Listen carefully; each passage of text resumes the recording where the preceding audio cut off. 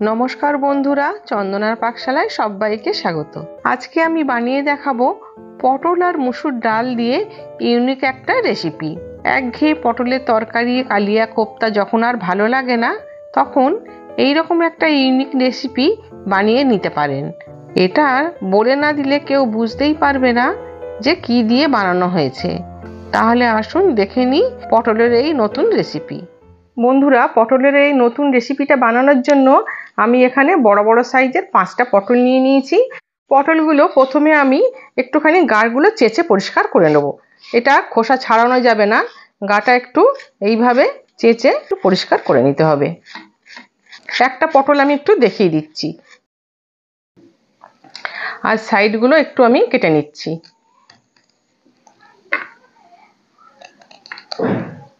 এইভাবে সব পটলগুলো আমি করে নেব পরিষ্কার। সব পটলগুলো আমি গাগুলো একটু চেঁচে আর দু সাইডগুলো একটু করে ফেলে দিয়েছি, দিয়ে পরিষ্কার করে ধুয়ে নিয়েছি। এখন আমি পটলগুলো গ্রেট করে নেব।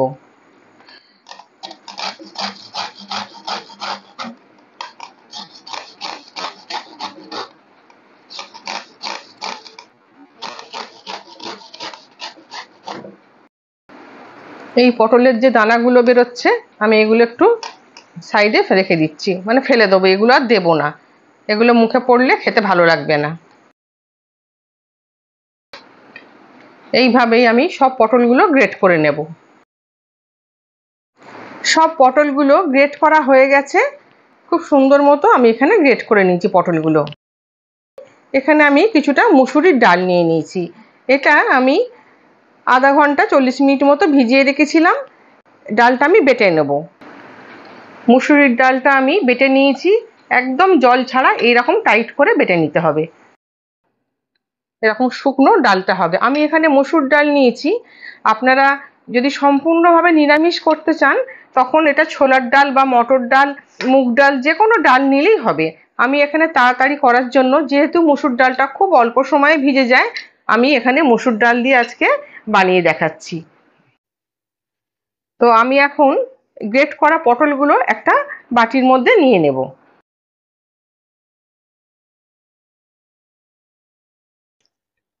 গ্রেট করা পটলগুলো আমি একটা বাটির মধ্যে নিয়ে নিয়েছি।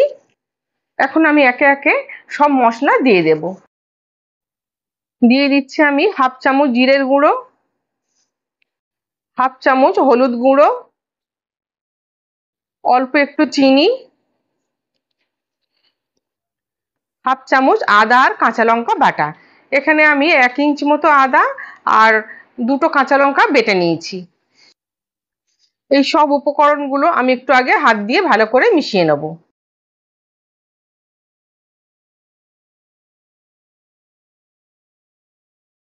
খুব আলতো হাতে এগুলো সব মিশিয়ে নিয়েছি। এখন আমি নুনটা দিইনি, নুনটা সব শেষে দেব। এবার আমি এর মধ্যে দিয়ে দিচ্ছি বেটে নেওয়া ডালটা। পুরো ডালটা দিইনি, আমি কিছুটা ডাল দিয়ে একটু মেখে নিই, তারপরে যদি পুরো ডালটা লাগে তাহলে আমি দেব। একটু ডালটা দিয়ে এরকম করে ধরে দেখে নিতে হবে বাইন্ডিংটা হচ্ছে কিনা। আর একটু ডাল লাগবে, আরো 2 চামচ দিয়ে দিলাম। এখন দিয়ে দিচ্ছি আমি হাফ চামচ নুন। এবার আমি সবকিছু ভালো করে আলতো হাতে মিশিয়ে নেব। নুনটা দিয়ে কিন্তু বেশিক্ষণ রাখা যাবে না, তাহলে কিন্তু জল বেরিয়ে যাবে। মাখানো হয়ে গেছে। এবার আমি একটু দেখে নিই। খুব ভালো মুঠো করা যাচ্ছে, ছেড়ে পড়ে যাচ্ছে না গ্রেট করা পটলগুলো।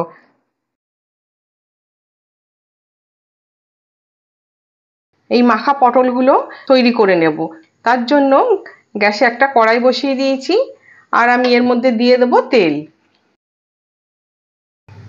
এখানে আমি বেশ কিছুটা সর্ষের তেল দিয়ে দিচ্ছি। তেল গরম হয়ে গেছে। এখন আমি এই মাখা পটল থেকে এরকম একটু একটু করে নিয়ে আর এইরকম চ্যাপ্টা চ্যাপ্টা শেপ করে আমি এগুলো ভেজে নেব। একটু চ্যাপ্টা চ্যাপ্টা করে দিলে ভেতরটাও খুব সুন্দর ভাজা হবে।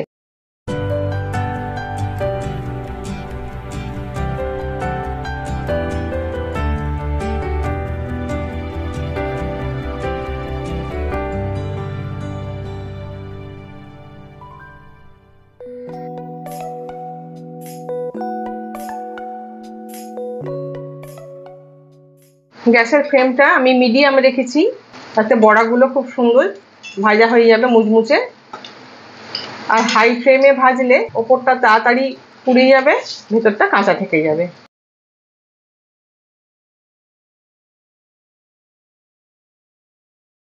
এগুলো ভাজা হয়ে গেছে, আমি এবার তুলে নিচ্ছি।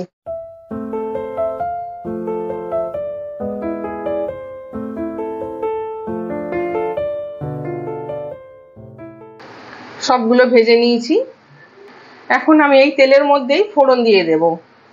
দিয়ে দিচ্ছি কিছুটা গোটা জিরে, একটা তেজপাতা, এটা আমি 2 টুকরো করে কেটে দিলাম, আর দিয়ে দিচ্ছি একটু গোটা গরম মশলা। ফোড়নটা ভাজা হয়ে গেছে, এখন আমি দিয়ে দিচ্ছি 1 চামচ আদা কাঁচা লঙ্কা বাটা। একটা টমেটো পেস্ট করে নিয়েছি, ওটা দিয়ে দিচ্ছি।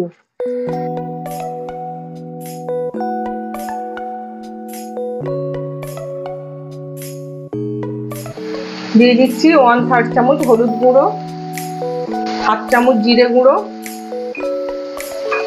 1/2 চামচ লঙ্কা গুঁড়ো, 1/2 চামচ লবণ দিয়ে দিলাম। এবার মশলা বাটি ধোয়া জলটা দিয়ে দিলাম, দিয়ে একটু মশলাটা আমি কষিয়ে নিচ্ছি। এখানে যদি আপনারা মনে করেন একটু আলু দেবেন, সেটাও দিতে পারেন, সেটাও খেতে খুব ভালো লাগবে। ছোট ছোট করে আলু কেটে এখানে দিয়ে দিলে গ্রেভিতে, ওটাও খুব ভালো লাগবে। আমি আজকে আলু ছাড়াই করছি, শুধু গ্রেভি দিয়ে এটা বানিয়ে দেখাচ্ছি। আমি এখন এর মধ্যে দিয়ে দিচ্ছি অল্প একটু চিনি।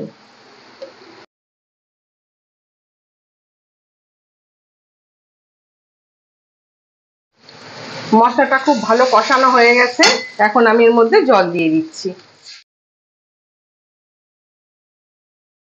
গ্রেভিটা ফুটে গেছে, এখন আমি ভেজে রাখা পটলের এই বড়াগুলো দিয়ে দেব। এগুলো কিন্তু শুধু মুখেও খুব ভালো লাগে খেতে, বা গরম ভাত ডালের সাথেও অসাধারণ লাগে।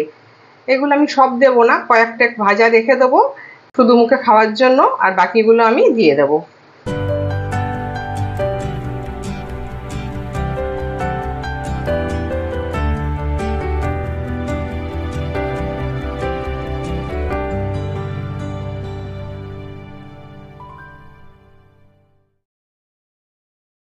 এখন আমি নুনটা একটু দেখে নেব, সব ঠিক আছে। দিয়ে দিচ্ছি 1 চামচ ঘি। এখন আমি গ্যাসটা অফ করে দিচ্ছি। বন্ধুরা, আপনাদের যদি এই রেসিপিটা ভালো লেগে থাকে, একটা লাইক দিয়ে কমেন্ট করে জানাবেন। আর আপনি যদি আমার চ্যানেলে নতুন বন্ধু হন, তাহলে সাবস্ক্রাইব করে পাশে থাকার অনুরোধ রইল।